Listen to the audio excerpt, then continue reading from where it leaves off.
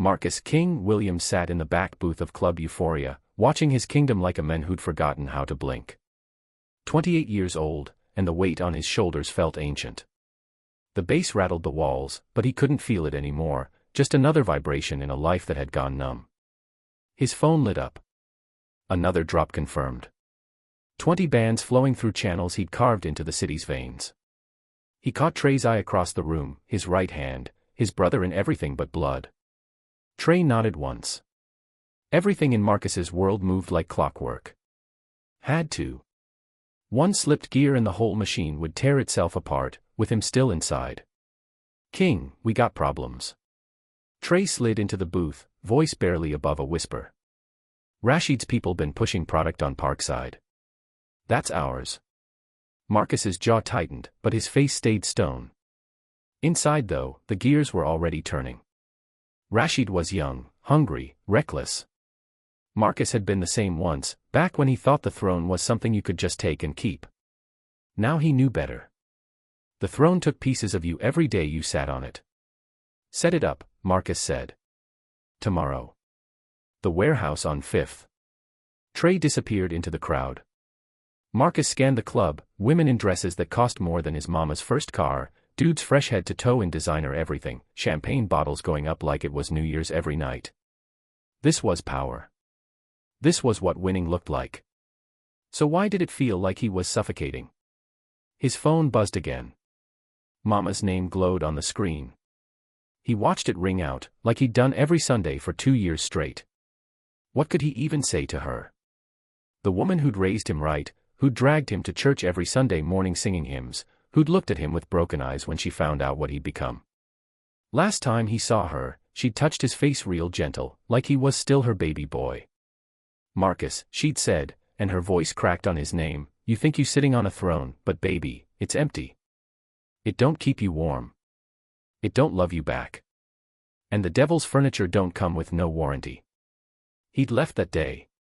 Bought her a house in a safe neighborhood, cash money. Hadn't been back since.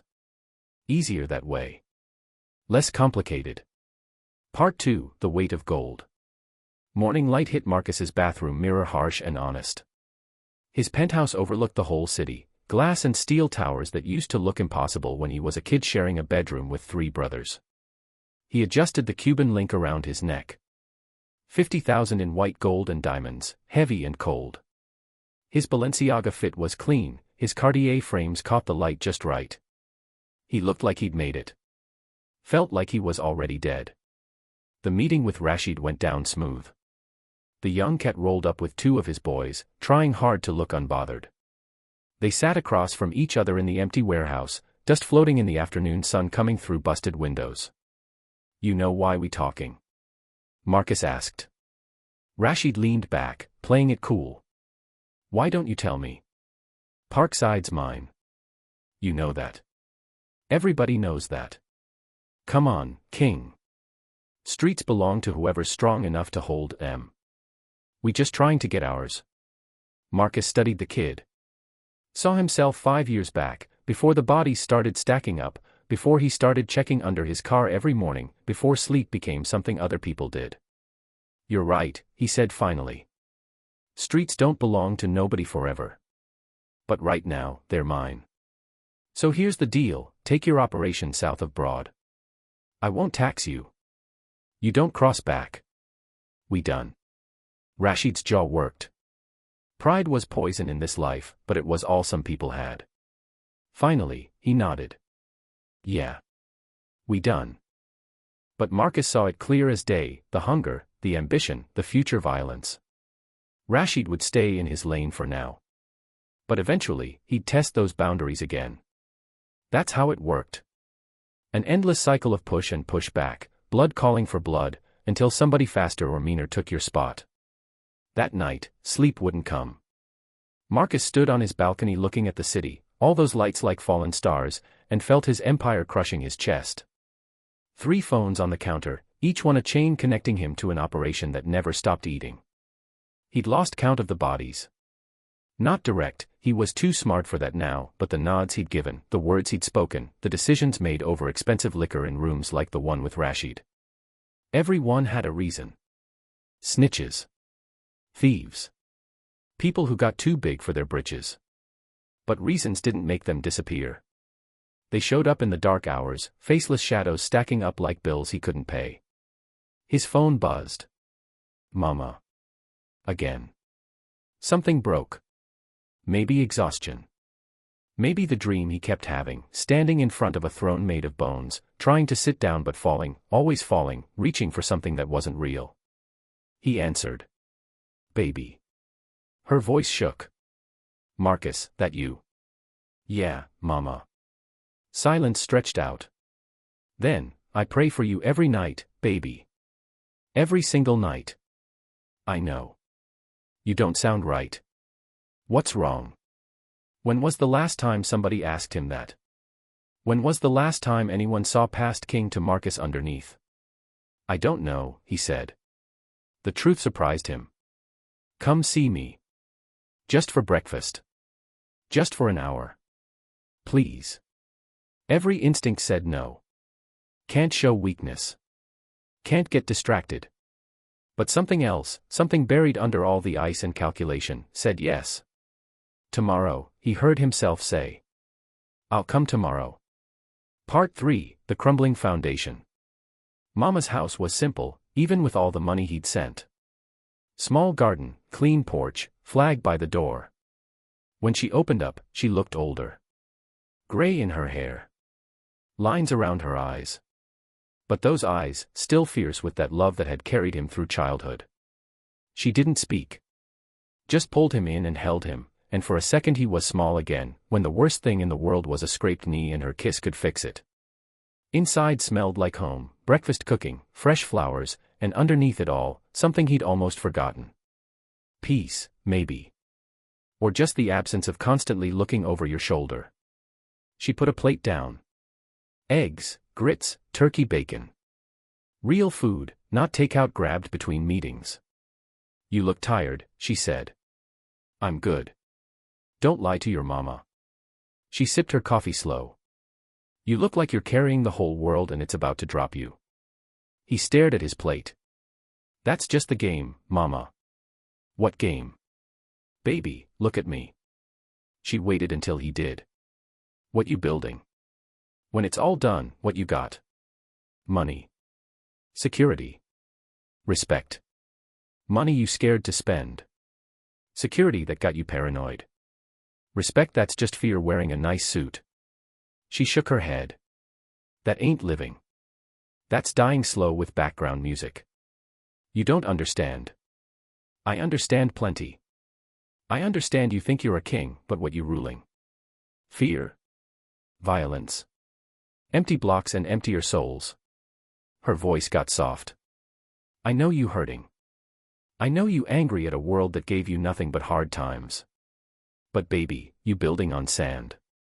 When it falls, and it will fall, what's gonna be left? The words hung there. Marcus wanted to argue, to explain all the reasons and complications. But sitting in his mama's kitchen, eating food made with love, the arguments felt hollow. I don't know how to stop, he said quiet. She reached across and took his hand. That's the first real thing you said since you walked in. But listen, you don't gotta know how right now. You just gotta know that where you at ain't where you supposed to be. She got up, went to her bookshelf, came back with a worn book. You remember Malcolm X? Marcus nodded. Everybody knew Malcolm. The hustler who became a convict who became a revolutionary. Detroit Red transformed into El Hajj Malik El-Shabazz. The men who'd stood tall when the whole system wanted him on his knees. Read this again, Mama said. Not as a boy, but as a man. See if you don't find something you need. Part 4, The Unraveling. The book sat in his passenger seat for 3 days. He didn't touch it, but it was there, asking questions he'd stopped asking a long time ago. Then Trey caught bullets. Not fatal, shoulder hit at a red light, drive-by, Rashid sending a message. Trey would be fine, but the message landed loud and clear. The boundaries were being tested. The throne was being challenged. This was where Marcus would usually respond hard. Make it so brutal that nobody would forget why you didn't test King.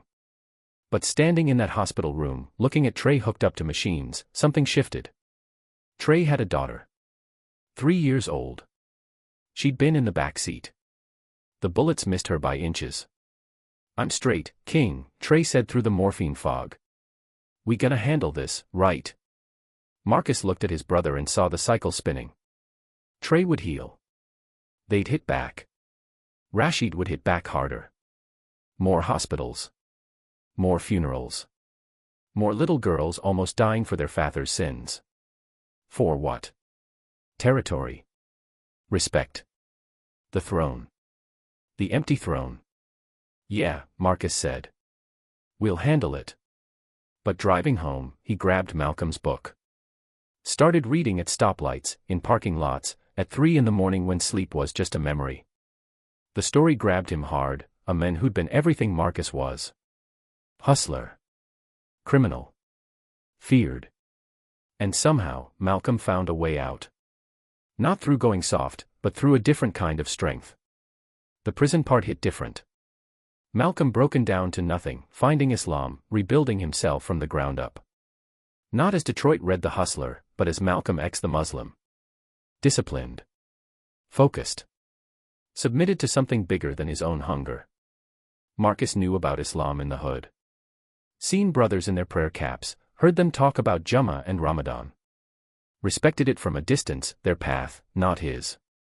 But reading Malcolm's transformation, something clicked. The 5 prayers that created structure. The fasting that built discipline.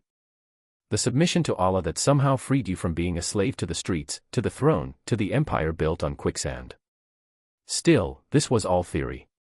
He was still king.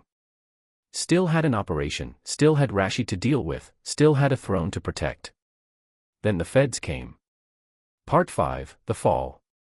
FBI hit 4 spots at dawn. Not the main stash houses, those were clean, washed through legit businesses. But they scooped up his cousin Dre, grabbed 2 lieutenants, seized 3 whips and 50,000 cash. Small compared to the whole operation, but the message was crystal: they were watching, building a case, waiting. His lawyer called. Federal conspiracy charges being built. Wiretaps. Informants. The whole machine grinding toward him, slow but unstoppable. Marcus sat in his penthouse watching sunrise over the city and felt real fear. Not fear of getting shot, he'd made peace with that years ago. This was different. This was losing everything. Watching his empire crumble from behind bars. And for what? What had any of it been for? The money meant nothing if he couldn't move free. The respect was just fear with makeup on. The throne was empty because there'd never been anything real, just a temporary arrangement that could vanish with one good indictment. His phone rang. "Mama." "I heard," she said. "I'm praying." "Mama, I think," his voice cracked. "I think it's over." "No, baby. You ain't done. You just finally ready to begin." Part 6, The Breaking Point.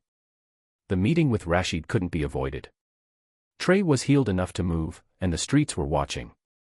King had to respond or lose everything to fear and perception. They gathered in that same warehouse, Marcus, Trey, 4 soldiers. This time Marcus brought Malcolm's book. Didn't know why. Just felt right. Rashid came strapped, his crew ready for war. The air was thick with what was about to happen. This was it. Where Marcus would give orders, authorize bodies, keep the cycle spinning. He looked at Rashid and saw himself. Saw the hunger, the fear dressed up as confidence, the desperate grab at respect because it was the only currency that mattered when the world gave you nothing else. Trey's daughter was in that car, Marcus said. Rashid's face flickered, surprise, maybe guilt, quickly covered. "We ain't know. Would it have mattered?" Silence. "I'm done," Marcus said. The words came from somewhere deep, somewhere strange. "I'm out the game." Trey's head snapped around. "King, what?" "Nah, listen. I'm out. All of it. The territory, the product, everything. You want it?" He looked at Rashid. "Take it. You were gonna take it eventually anyway. That's how this works. So take it now. This a setup." Rashid's hand moved toward his waist. No setup. I'm just tired, man. Tired of checking my car. Tired of watching brothers bleed. Tired of sitting on a throne that ain't real. He stood. Malcolm X said if you ain't ready to die for it, take the word freedom out your vocabulary. I've been dying for the wrong thing. Killing for it too. He walked toward the door. Trey followed, confused and heated. King, you can't just walk. They gonna come for you. Somebody always comes. Then let them come. But I ain't king no more. I'm just Marcus. Just a man trying to figure out what's real. Part 7, The Darkness Before Dawn. The next 3 months were harder than anything the streets ever threw at him. Harder than his father leaving. Harder than his first body. Harder than every close call combined. He'd walked away from the operation, but the life doesn't just let you go. Money dried up fast, lawyers, debts, making sure people didn't feel disrespected. The penthouse went. The cars went. The jewelry went. He moved into a small spot in a quiet neighborhood.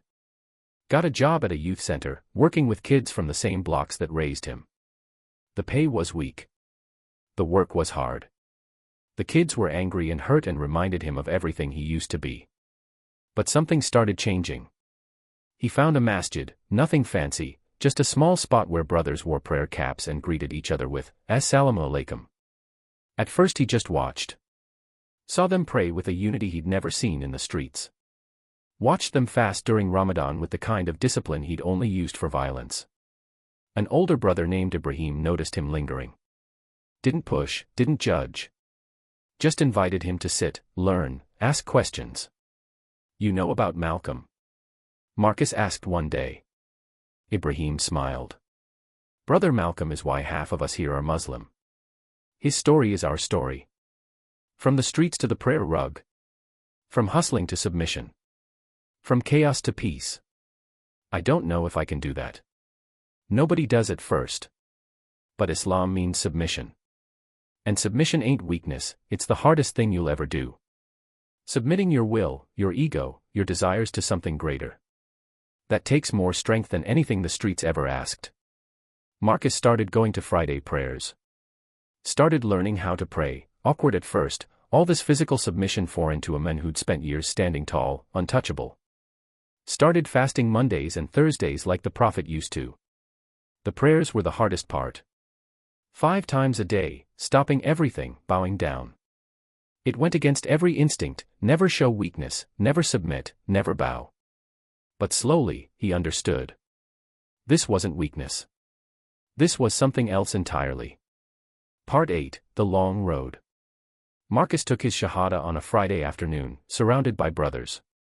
The words felt heavy, Ashhadu an la ilaha illallah, wa ashhadu anna Muhammadan Rasulullah. I testify there's no God but Allah, and Muhammad is his messenger. Simple words. But they meant a complete flip of everything. From king to Abdullah, servant of Allah. From throne to prayer rug. From empire to submission. His mother cried when he told her. Happy tears. Baby, I've been praying for this so long. I knew Allah had plans for you. But Shahada wasn't magic. He didn't wake up an angel. The streets still called.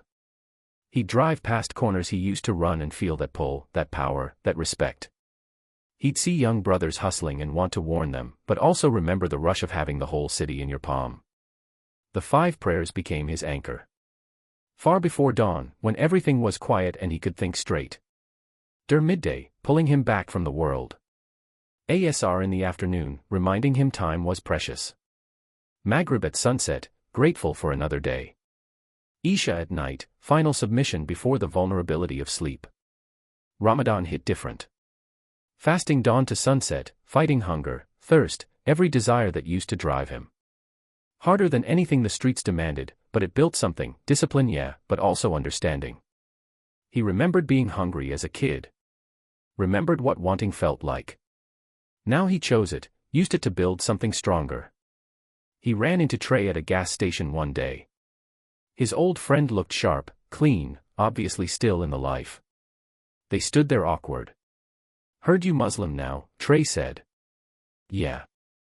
That's real, man. Respect. Pause. Streets miss you though. It ain't the same. Streets don't miss nobody, Trey. They just keep turning. How's your daughter? She good? She ask about Uncle Marcus sometimes. Something cracked in Marcus's chest. Tell her Uncle Marcus is learning to be better. Maybe one day he'll be somebody she can actually look up to. Trey nodded, understanding more than the words said. You need anything? Nah, I'm straight. But you got a little girl, man. Think about what you teaching her. Think about whether you want her seeing you how I used to be. They split. Marcus didn't know if the words would land. You can't save everybody. Malcolm learned that too. Part 9, The Test. 6 months after his Shahada, Rashid showed up at the youth center. Came alone, which was either respect or stupidity. Marcus was in the gym teaching kids real boxing, discipline and technique, not street brawling. Need to talk, Rashid said. They walked outside, stood in the parking lot under gray sky. Rashid looked exhausted. The throne was eating him alive, just like it had eaten Marcus. I don't know how you did it, Rashid said. This game is killing me, yo. Every day somebody testing. Every night I can't sleep. I got bread but I can't enjoy it. I got respect but it's just fear dressed up. And I keep thinking about what you said. About the empty throne. Marcus took a breath. Why you telling me? Because I don't know nobody else who got out. Everybody either dead or locked or still playing. But you really walked. How? How'd you do that? I found something bigger than the throne, Marcus said. Something that makes the throne look small. Islam. Rashid's voice held doubt but also curiosity. Submission. Purpose. Knowing every move I make, I gotta answer for it. Not to the streets, not to the game, but to Allah. That's heavier than any crown, but it's also freeing. Because I ain't carrying it alone no more. Rashid stayed quiet for a long time. I don't know if I can. Nobody does at first. But you came here for a reason. You asking for a reason. Maybe that's enough to start. What if I can't?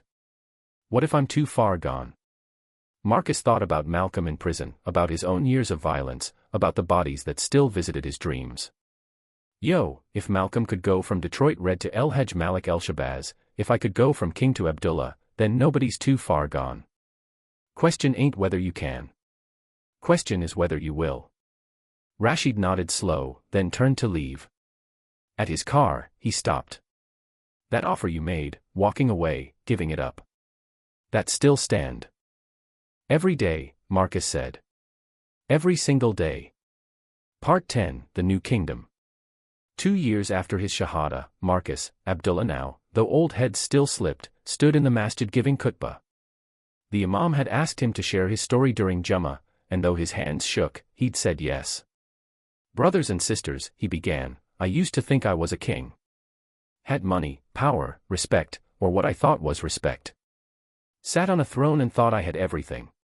But thrones built on this world, on temporary things, they're all empty. They look solid but they're just air and ego and fear. Malcolm X said, I'm for truth, no matter who tells it. I'm for justice, no matter who it's for or against. For years, I lived the opposite. I was for myself, no matter who it hurt. I was for power, no matter who it crushed. And it crushed me too, crushed my soul, my peace, my connection to anything real. Islam didn't make me soft. It made me strong enough to see my weakness. Strong enough to submit. Strong enough to admit that the life I was living was a slow death with a soundtrack, like my mama said. Some of y'all might be where I was. Maybe not the same game, but the same emptiness. Maybe you chasing money or status or respect, sitting on your own empty throne, feeling that hollowness. I ain't here to judge. I'm here to tell you there's another way. It ain't easy. I still struggle. I still see corners I used to run and feel that pull. I still got legal problems from my past. I still got nightmares. But every time I make sujud, every time I put my forehead on the ground, I remember, I ain't king no more. I'm Abdullah, servant of Allah. And that's a kingdom worth living for. After prayer, brothers came up, some who knew his story, some who didn't. Young cats from the streets looking for what he'd found. Older brothers who'd made their own journeys. Sisters who'd lost sons to the life, finding comfort knowing change was possible. And in the back, he saw Rashid. Clean beard. Prayer cap. Praying quiet. They embraced after everyone left. 2 months clean, Rashid said. Made Shahada last week. Alhamdulillah, Marcus said, and meant it with everything. It's hard, man. Every day. But that's how you know it's real. They walked out into afternoon sun, 2 men who'd chased the same empty throne and found something better, submission that gave freedom, weakness that proved strength, a kingdom not of this world but in every choice to be better than yesterday. Marcus's phone buzzed. Mama. Jumma Mubarak, baby, she said. How'd it go? Good, Mama. Real good. I'm proud of you. Your father would be too. He stood in that parking lot watching the city he'd once tried to own, and felt something he hadn't felt in years, peace. Not the peace of winning or power, but the peace of purpose. The peace of knowing that every prayer, every fast, every moment of fighting his old self was building something real. The throne was empty because it never existed. But this submission, this daily choice to be Abdullah instead of king, this was a kingdom that would last beyond any empire the streets could offer. He'd been a king of nothing. Now he was a servant of everything that mattered. And for the first time in his life, Marcus Williams was free. Epilogue. 3 years later, Marcus runs, From the Throne to the Prayer Rug, a program helping young men leave street life through Islamic principles and real support. Rashid works with him. Trey left the game too, after his daughter asked why he was never home. The FBI case collapsed, witnesses refused to cooperate, evidence got contaminated. Marcus could have gone back. Sometimes the temptation hits. But then he prays far and watches the sun rise over a city that looks different now, not a chessboard to control, but a community to serve. His mother still calls every Sunday. Now he always answers. The empty throne sits somewhere in memory, a reminder of what he was and what he'll never be again. Every day, he chooses servanthood over sovereignty, submission over supremacy, Allah over empire. Because some kingdoms are worth fighting for. And they're built not on fear, but on faith. Ashhadu an la ilaha illallah. There is no throne but his.